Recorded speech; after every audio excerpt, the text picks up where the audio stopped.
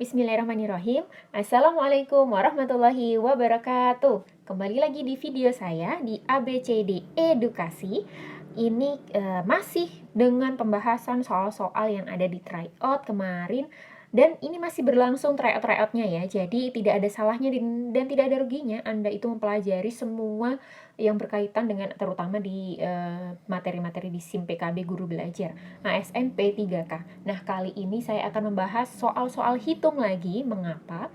Karena ada beberapa request mulai dari WhatsApp dari rekan-rekan, kemudian juga ada yang menuliskan pada kolom komentar berupa pertanyaan. Nah, ini saya collect soal-soal hitungnya. Jangan lupa klik subscribe dulu ya, biar tidak ketinggalan jika ada video lain yang saya upload. Lonceng juga jangan lupa, oke? Soal yang pertama, di sini ada pertanyaan jika P adalah bilangan bulat negatif.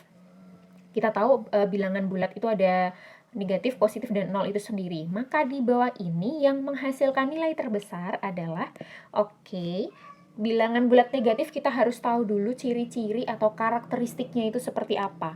Bahwa bilangan bulat negatif itu akan lebih afdol nilainya jika dia dikalikan dengan bilangan negatif juga. Tapi jumlah bilangan negatifnya harus genap ya. Kalau ganjil nanti dia akan menjadi negatif lagi. Contoh misal ada negatif 10 saya kali dengan negatif 5. Itu hasilnya adalah positif 50. Tuh kan angkanya besar sekali, tapi akan berbeda jika dia masih dikalikan dengan negatif 2. Maka hasilnya adalah negatif 100. Nah, angkanya langsung anjlok di bawah negatif karena jumlah bilangannya ada 1, 2, 3, ada ganjil, jadi hasilnya malah negatif. Maka dari itu saran saya adalah jika mengoperasikan bilangan bulat negatif, carilah perkalian yang utama dengan jumlah bilangan negatifnya itu genap. Saya bahas semua karakteristik yang mungkin dimiliki oleh bilangan bulat negatif ya. Utamakan perkalian, seperti tadi saya bilang negatif 10 dikali negatif 5. Hasilnya adalah 50, ini terbesar daripada negatif 10 saya bagi dengan negatif 5. Walaupun ini hasilnya adalah positif, tapi pembagian itu pasti tetap menghasilkan nilai yang lebih kecil daripada perkalian. Namanya juga pembagian, dibagi-bagi. Ini hasilnya adalah berapa? Positif 2. Nah kan sudah jelas perkalian yang lebih besar. Kemudian antara positif dengan maksudnya penjumlahan dengan pengurangan itu lebih baik ambillah bilangan bulat negatif yang langsung nempel dengan negatif juga. Contohnya ini no. Nah, ini nempel langsung dengan negatif. Ini kalau yang pernah lihat video saya sebelumnya, cara mengerjakan negatif berjejer langsung dengan negatif seperti ini nanti akan menghasilkan positif. Tuh kan kok kayak muka orang ya? Ini artinya adalah negatif 10 ditambah 5 akhirnya. Hasilnya adalah negatif 5. Walaupun dia hasilnya negatif, tapi akan masih lebih baik daripada negatif itu berjejer dengan positif. Contoh, positif, ini negatif 5. Ini juga pernah saya bahas sebelumnya. Positif ketemu negatif, hasilnya tetap negatif karena dia berbeda, tidak kembar. Kalau kembar malah justru positif, tapi kalau berbeda seperti ini, dia akan menghasilkan negatif. Jadi kalau ditulis kembali, negatif 10, negatif 5. Hasilnya adalah utang 10, utang lagi 5, utangnya banyak utang, nggak nyarutang. Hasilnya adalah negatif 15. Kita perhatikan dari semua operasi hitung di sini, antara perkalian, pembagian, pengurangan, dan penjumlahan dengan bilangan negatif, manakah yang paling besar? Tentu saja perkalian, asalkan bilangan negatifnya ada genap, berpasang-pasangan, maka dia akan menghasilkan angka yang paling besar dari seluruh operasi hitung yang ada. Berarti kita bisa pilih langsung walaupun kita tidak hitung. Tidak perlu misalkan P itu berapa gitu, misal negatif 2, maka ini P-nya dimasukin negatif 2, ini negatif 2. Boleh-boleh saja. Tapi dengan sifat yang ada, mengapa kita tidak pakai sifatnya saja? Jadi hasil yang terbesar adalah ini. Coba dicek sendiri, dimisalkan. Karena P-nya negatif ketika dia dikalikan, hasilnya positif, masih dikali 7 lagi. 7-nya ada 2, jadi dia angkanya gede banget. Lanjut lagi di soal berikutnya ya. Oke, di sini ada persamaan dan persamaan kanan dan kiri, maka A dikali B adalah oke. Saya tertarik dengan yang ini, saya mau uraikan. Mengapa? Karena di sini ada kuadrat di sini. Nah, ada bilangan kuadrat. Bilangan kuadrat kita semua sudah tahu bahwa artinya kuadrat itu adalah dikalikan dengan bilangan itu sendiri. Contoh 3 kuadrat itu ya artinya 3 dikali 3. Berarti dengan asumsi yang tadi, kita juga bisa boleh mengalihkan 2A tambah, ini yang dikurung ini 2A tambah 9B dikali lagi dengan 2A ditambah 9B. Sama dengan 733. Ini 733 dari soal ya, jangan bingung. Oke, ini ada satu cara dan satu cara lagi nanti. Saya beritahu cara yang agak membagongkan ya, agak panjang. Tapi itu dasarnya, ada rumus cepatnya nanti. Nanti dulu, kita harus cari tahu ini dulu. Ini cara mengerjakannya adalah kalau saya nyebutnya kali pelangi. Mengapa kali pelangi? Karena bentuknya seperti pelangi-pelangi. 2A saya kali dengan bilangan pertama yang ada di depan sini, dan nanti dikalikan dengan yang ini juga. Oke, itu yang pertama. Kemudian pelanginya kebalik nih. Yang ini nanti saya kalikan dengan yang depan ini, dan juga dikalikan dengan ini. Oke, jadi nanti berpasang-pasangan, ada berapa? 4 kali perkalian ya ini ya. Kita kerjakan 2A dikali 2A. Angka dengan angka, huruf dengan huruf. Angka dengan angka, 2 kali 2 itu hasilnya 4. A dengan A, berhubung hurufnya sama, maka hasilnya adalah A kuadrat. Karena A-nya ada 2, perkalian.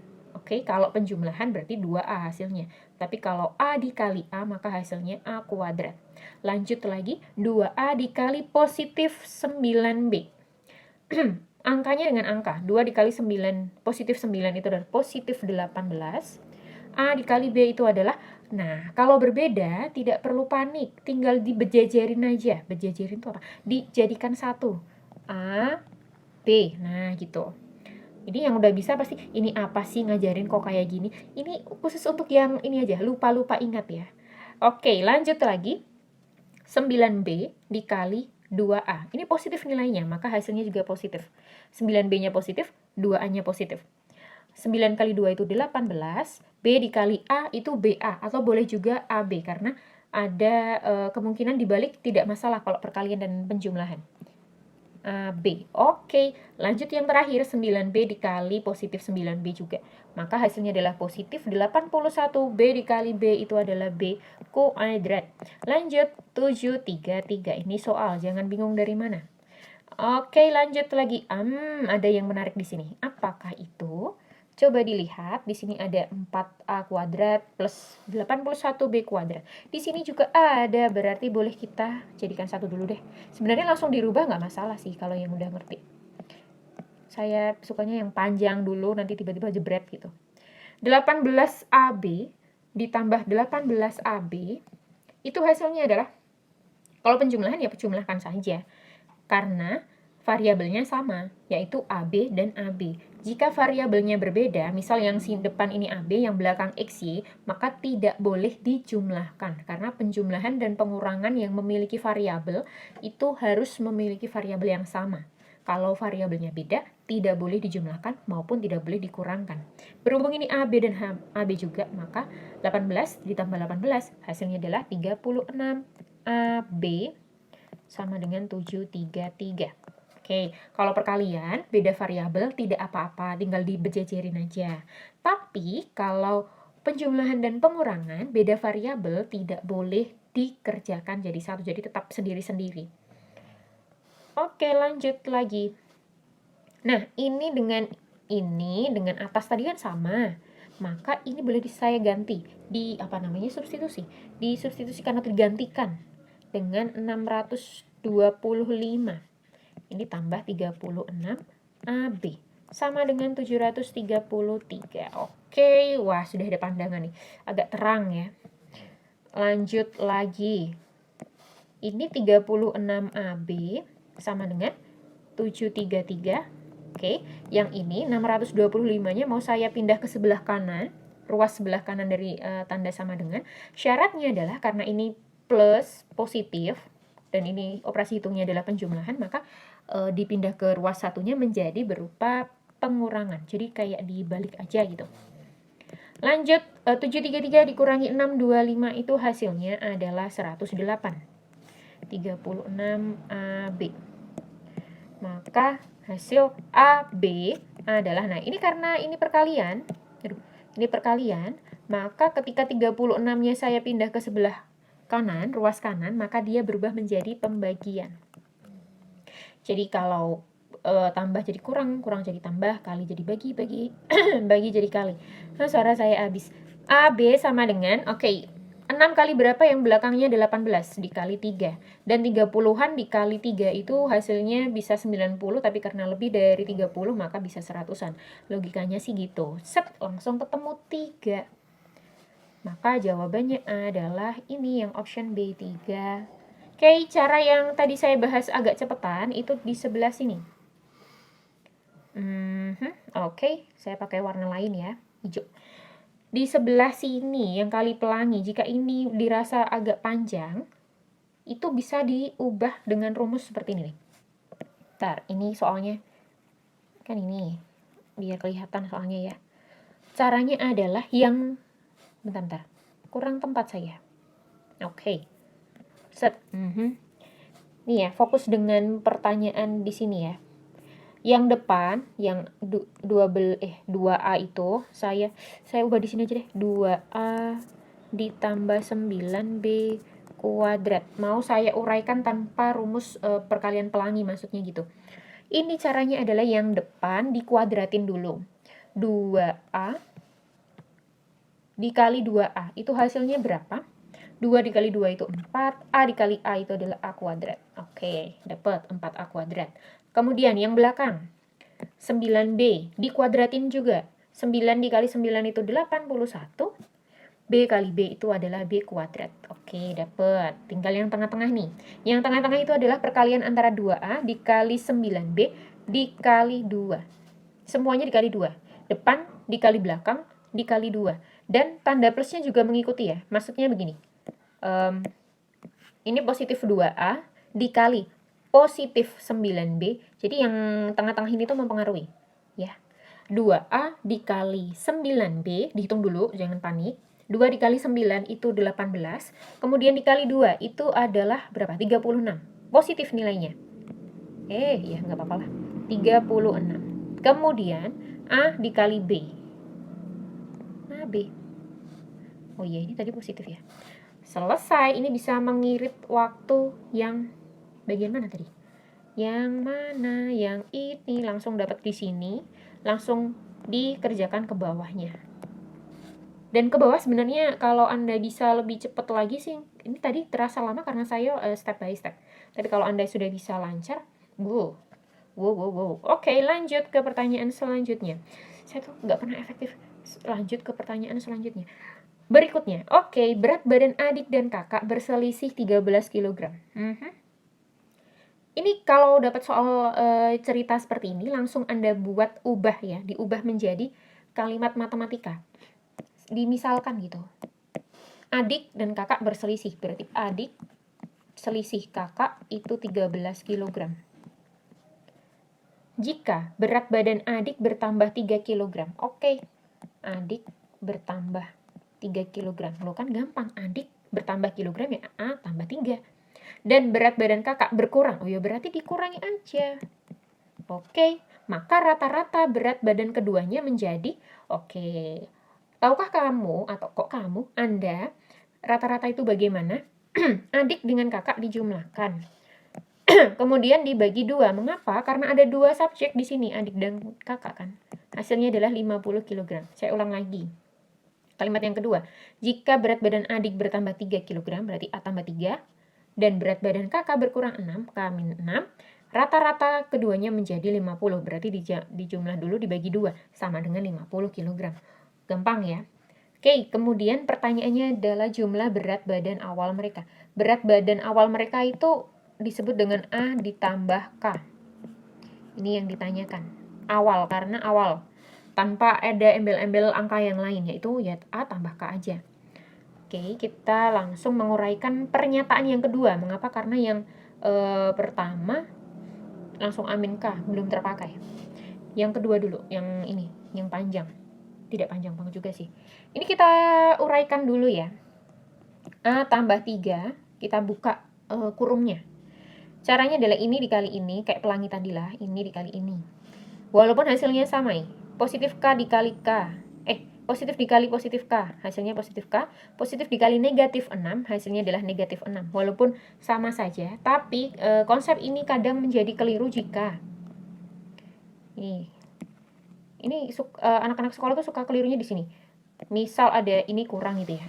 Mau dibuka ya dibuka aja gitu. Jadi A tambah 3 dikurangi K dikurangi 6. Padahal itu keliru. Mengapa? Karena konsepnya adalah dengan kali pelangi.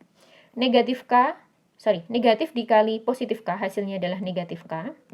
Negatif dikali negatif 6 hasilnya harusnya adalah positif 6. Itu kan berbeda kalau hanya dihilangkan kurungnya. Beda kan? Jadi konsep kalau mau membuka kurung itu harus dikali pelangi dulu. Oke, kita kembali ke pernyataan asli soalnya. Gimana sih tadi? Ini positif ya. Set. Oke. Hasilnya adalah ini nggak usah per 2-nya saya pindah ke sebelah kanan. Karena tadinya dia di bawah, saya pindah menjadi di sebelah atas. Pokoknya kebalikan lah antara kanan dan kiri ruas dari simbol sama dengan tuh dibalik aja gitu. Lanjut lagi, ini masih sama. Saya jadikan satu yang sama-sama variabel. Kemudian positif 3, negatif 6. Punya uang 3, punya utang 6. Berarti utangnya masih 3. Ini 100. A ditambah K sama dengan 100 ditambah 3. Mengapa? Karena negatif 6, saya pindah ke sana jadi positif. A ditambah K hasilnya adalah 103. Saya tuh gelinya di sini adalah ternyata tanpa menggunakan persamaan yang pertama. Persamaan pertama tuh yang ini nih. Yang ini. Jawabannya udah dapat. Kan yang ditanyakan A ditambah K berapa? Nah, ini A ditambah K 103, ya udah jawabannya ini. Gitu. Terus buat apa pernyataan yang 13 kg? Jika yang ditanyakan adalah masing-masing atau salah satu berat badan dari mereka itu berapa. Maka kan harus mencari one by one, A-nya berapa, K-nya berapa, caranya bagaimana? Gampang banget, begini caranya. Dengan eliminasi. Antara mana dengan mana eliminasinya? Antara ini. Nah, ini baru dipakai nih. A dikurangi saya mau pakai angka yang besar. Yang ini tak taruh atas ya. A tambah K sama dengan 103. Yang bawah baru A dikurangi K sama dengan 13. Biar apa? Enak aja, angkanya tuh positif. Dikurangi. Fungsi eliminasi itu adalah menghilangkan salah satu variabel yang ada agar variabel yang lain bisa ditemukan berapa bilangannya. Jika seperti ini kan enak. A dikurangi A, itu kan hilang. Ya. Kemudian positif K dikurangi negatif K. Positif K dikurangi negatif K. Kurang jadi tambah, berarti K tambah K hasilnya adalah 2K.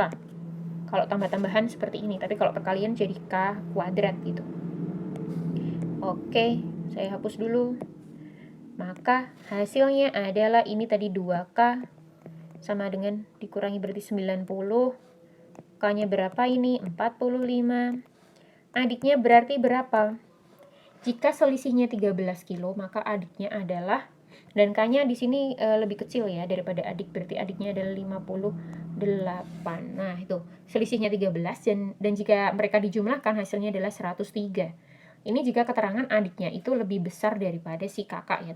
Nanti kalau ada pertanyaan salah satu atau masing-masing itu pasti diketahui siapa yang lebih besar daripada siapa. Harus jeli. Oke. Berikutnya silakan di screenshot boleh. Oh ya, jika ada mau uji coba dulu, tinggal di pause dulu, kemudian baru dikerjakan. Wow, ini saya suka nih, karena ini sering sekali muncul ketika saya ngelesin anak-anak SMP kelas 9.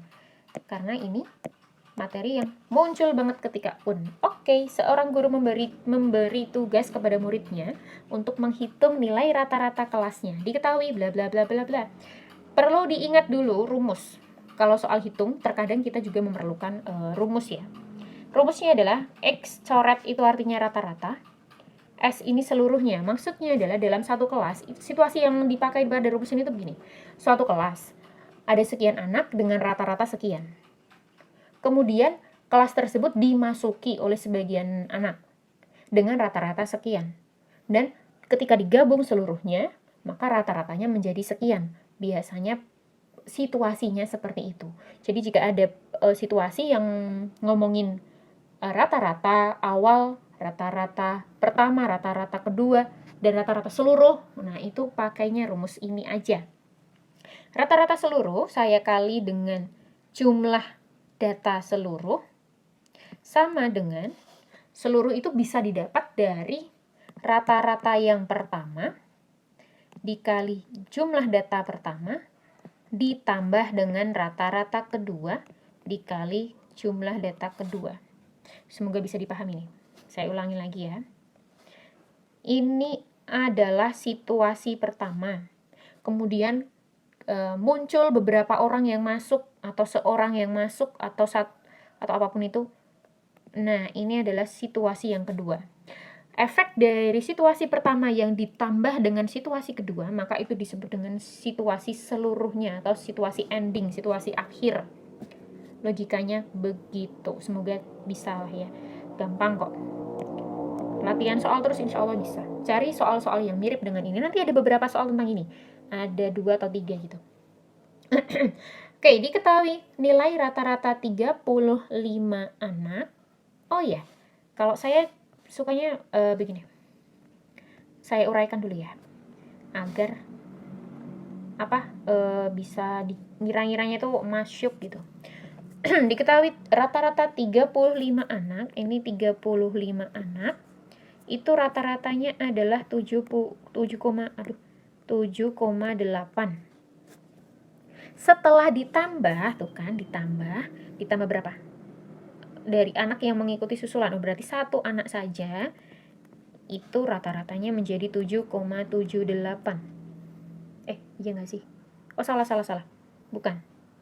Rata-ratanya menjadi, berarti ini rata-rata seluruhnya. Berarti rata-rata anak itu sendiri berapa? Belum diketahui. Tanda tanya deh. Nah, antara ini dengan ini, saya gabung di atas ini. Menjadi berapa siswa? 36 ya. 36 siswa dengan rata-ratanya 7,78. Aduh. Tidak, terlalu pepet banget nih. 7,78. Oke, lumayan lah. Saya ulang lagi ya. Situasi awal ada 35 anak. Rata-ratanya 7,8. Kemudian ketambahan. Situasi kedua nih berarti. Satu anak, tapi dia belum tahu nilainya berapa, masih tanda tanya. Maka situasi seluruhnya adalah karena tadinya ada 35 anak, ketambahan satu anak, maka jumlah anaknya ada 35 anak. 36 anak. Nah, rata-rata seluruhnya menjadi 7,78. Paham ya? Situasi pertamanya 35, ketambahan situasi yang kedua satu anak saja, maka menjadi 36 dengan rata-rata terakhirnya adalah 7,78. Oke, dengan keterangan itu kita masukkan pada rumusnya. Tenang, jangan bingung. Yang ini itu yang S seluruhnya, ini dan ini, ini. Yang ini adalah situasi pertama, yang sebelah kanan ini adalah situasi keduanya. Oke, kita masukkan pelan-pelan saja. Rata-rata seluruhnya, bentar, tak gedein dulu. Bismillah. Oke, rata-rata seluruhnya itu adalah 7,78 dikali dengan jumlah seluruhnya itu adalah 36. Oke, gampang ya. Semoga bisa. Kemudian situasi pertama rata-ratanya adalah 7,8 dikali dengan jumlah data yang pertama itu adalah 35 ditambah rata-rata situasi kedua atau penambahan yang terakhir tadi susulan belum diketahui, maka saya tetap tulis X. Set. Oke. Kemudian jumlah data penambahannya adalah hanya satu anak. Gimana? Bisa difahami ya? semoga bisa lah. Oke, lanjut. Nah, saya fokus ke hitungan ininya aja. Aduh, angkanya jelek sekali.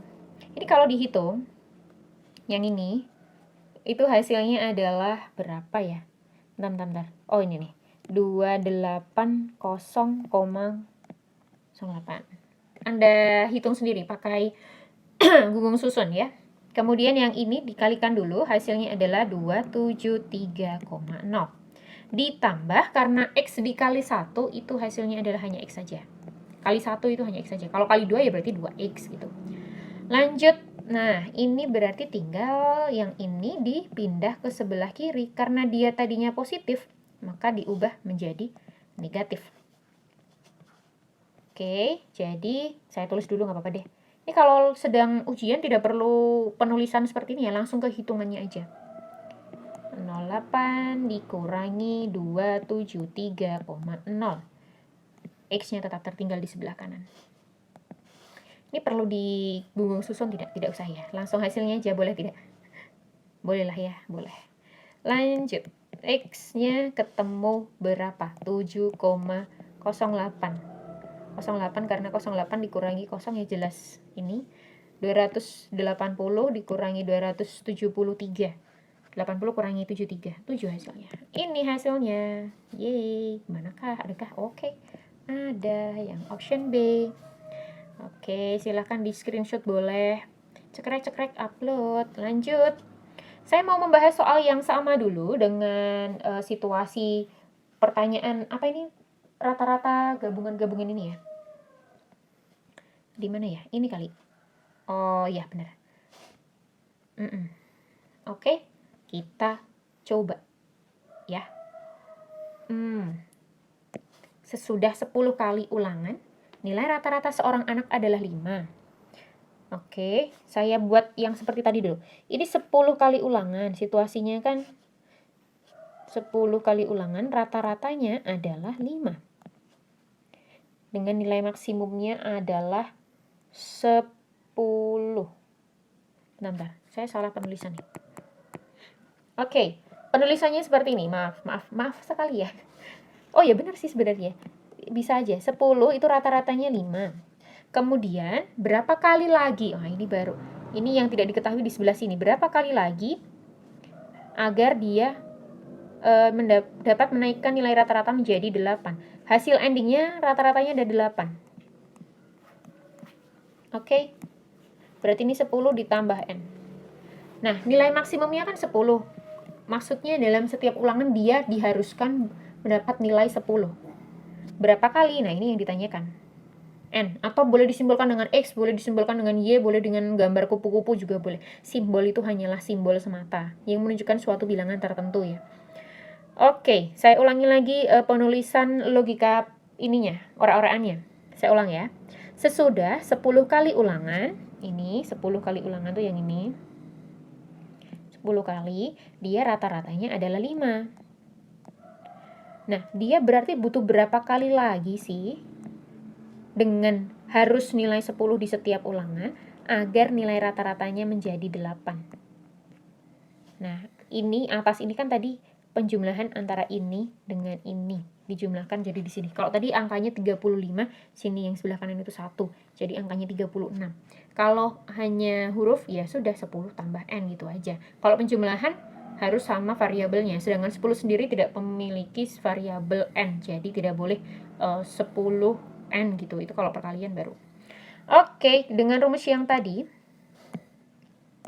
saya tulis kembali rumusnya ya, pakai hijau sekarang. Astagfirullahaladzim. XS saya kali dengan NS sama dengan rata-rata pertama dikali rata-rata data pertama ditambah rata-rata kedua dikali data kedua. Oke, di sini rata-rata seluruhnya yang diinginkan adalah 8. Kemudian jumlah datanya 10 ditambah N karena ulangan berapa kalinya belum diketahui. Penjumlahan, berapa kali ulangan setelahnya itu belum diketahui. Maka disebut dengan N atau X atau apapun itu. Sedangkan 10 di sini kan sudah jelas tadi, sudah 10 kali ulangan gitu.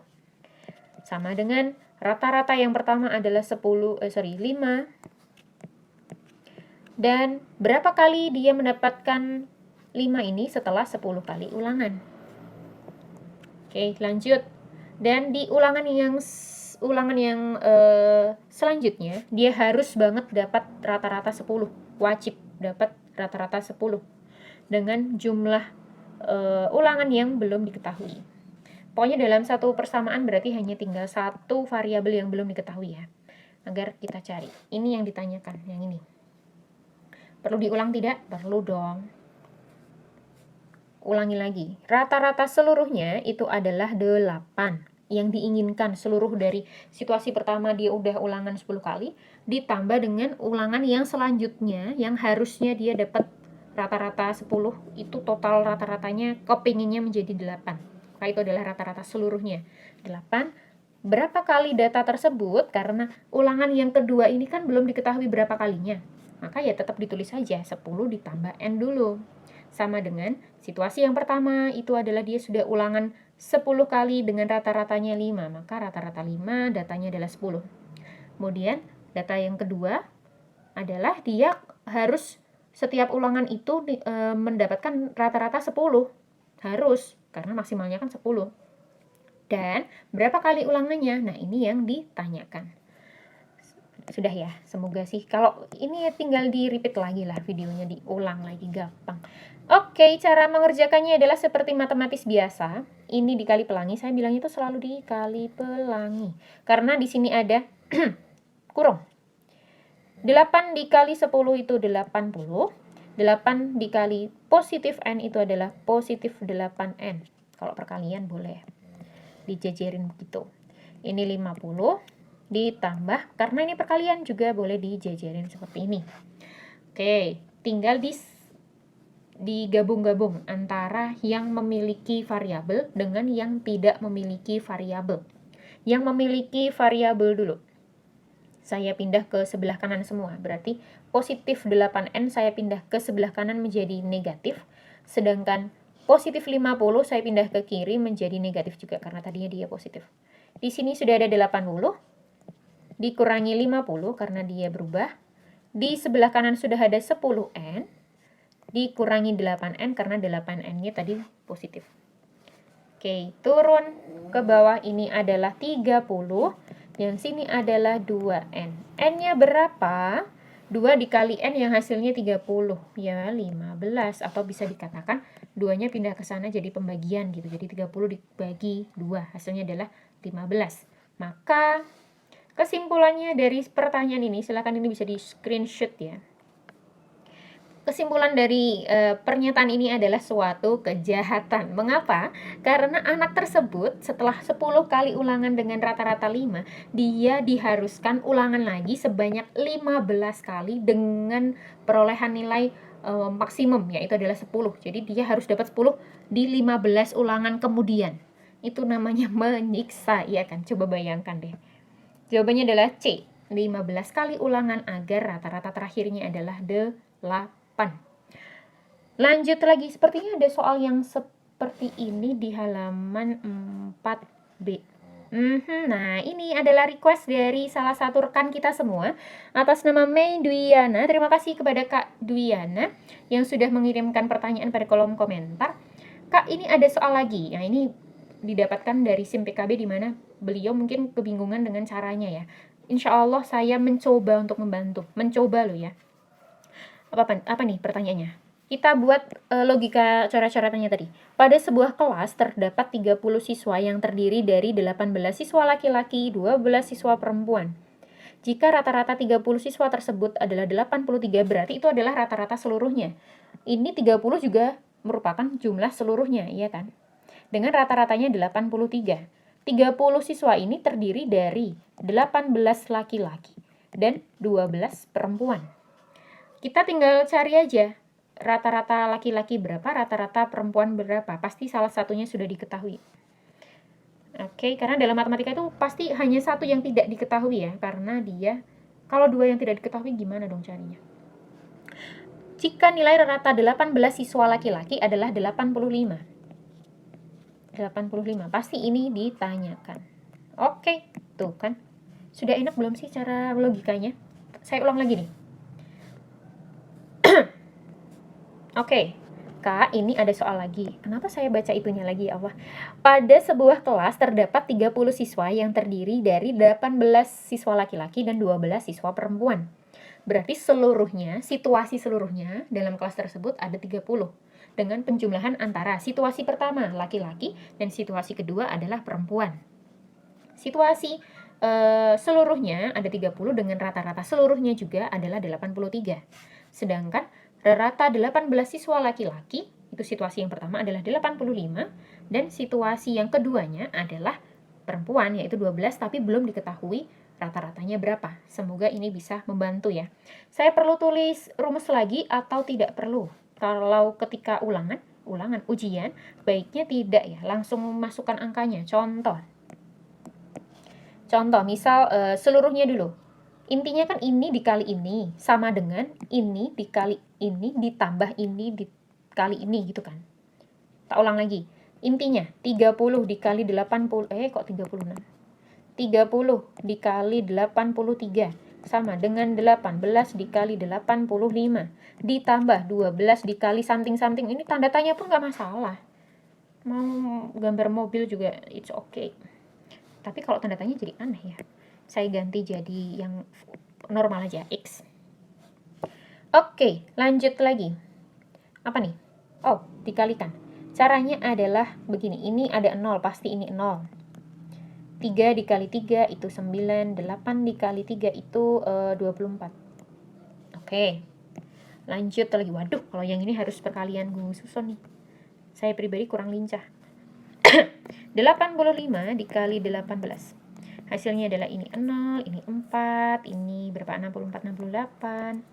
Ini 85 ditambah 0, 3, ini 1, 15. Ya kan ya? Ya, oke. 1, 5, 3, 0. Oke, udah benar. Ditambah 12X. Oke, lanjut lagi. 12X. Ini saya pindah ke kiri, jadi pengurangan. Saya butuh gugung susun lagi.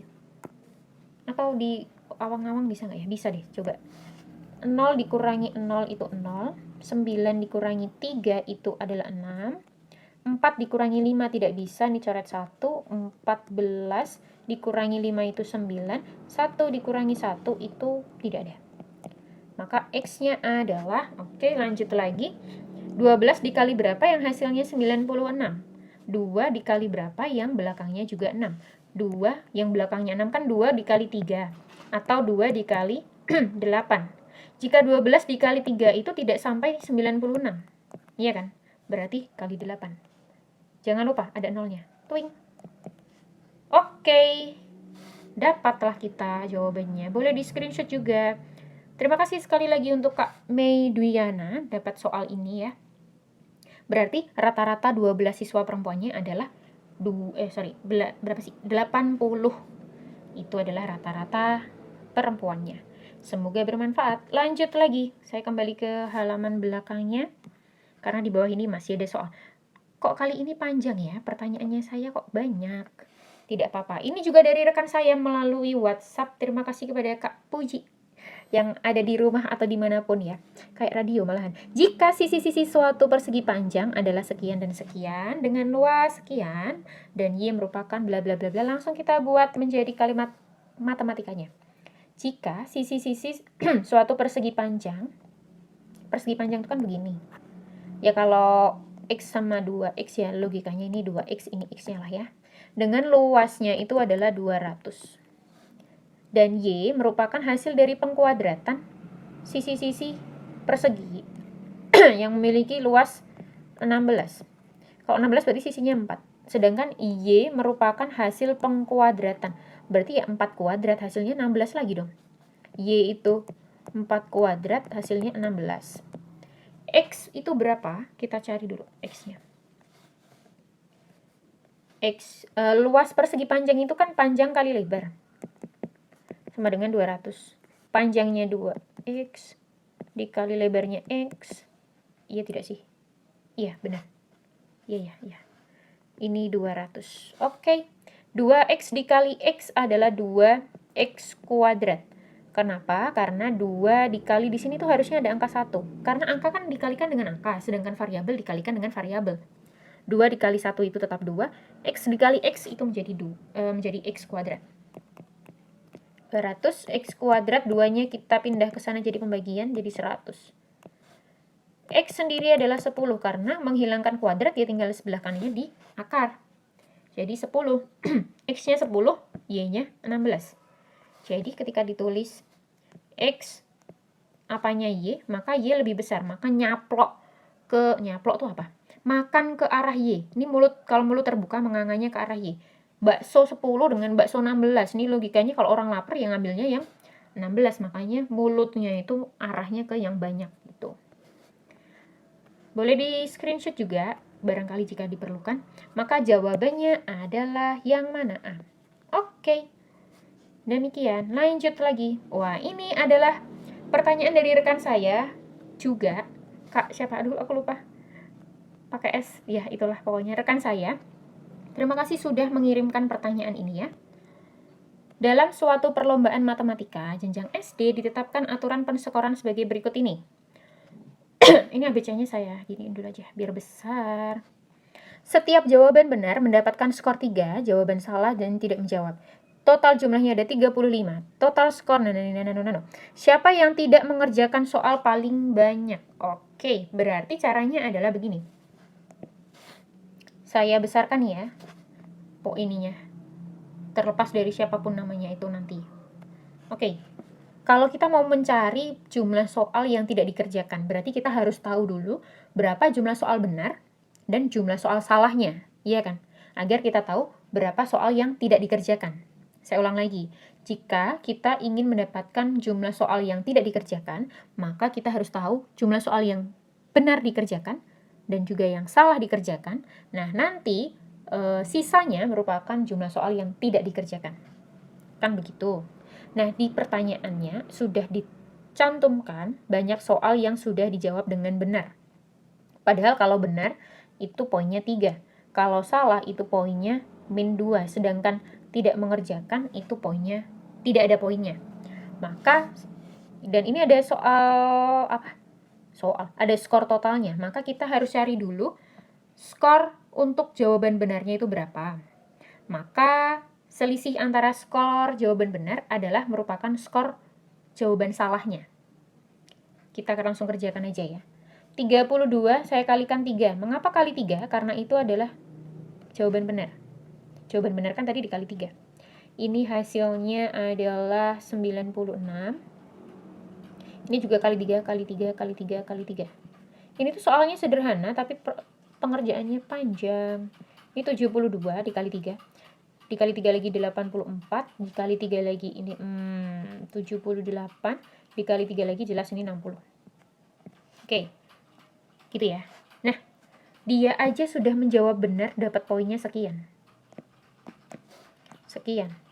Kok total skornya sekian? Ada selisihnya kan pasti.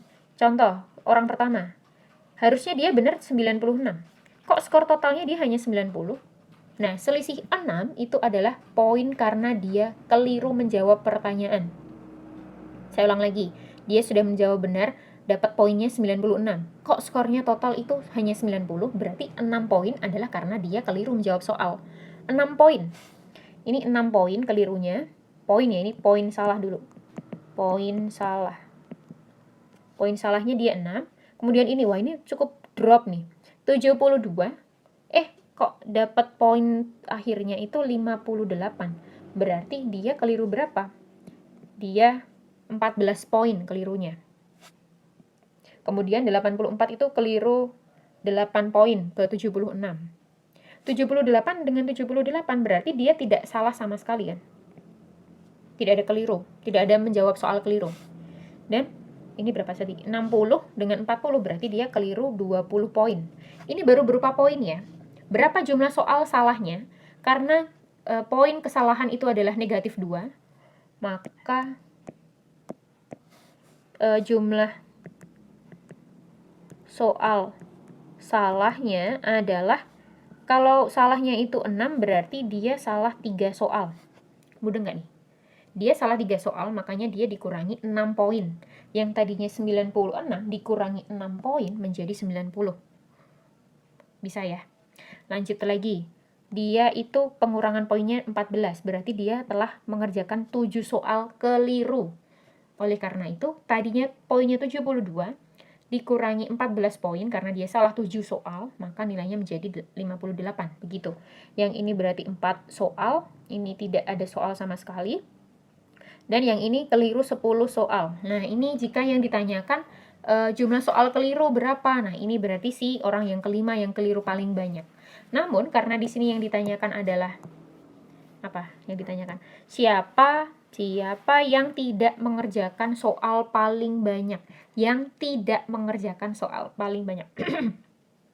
Berarti kan sebentar. Berarti kan kita harus tahu jumlah soal yang dikerjakan benar dan juga yang dikerjakan salah.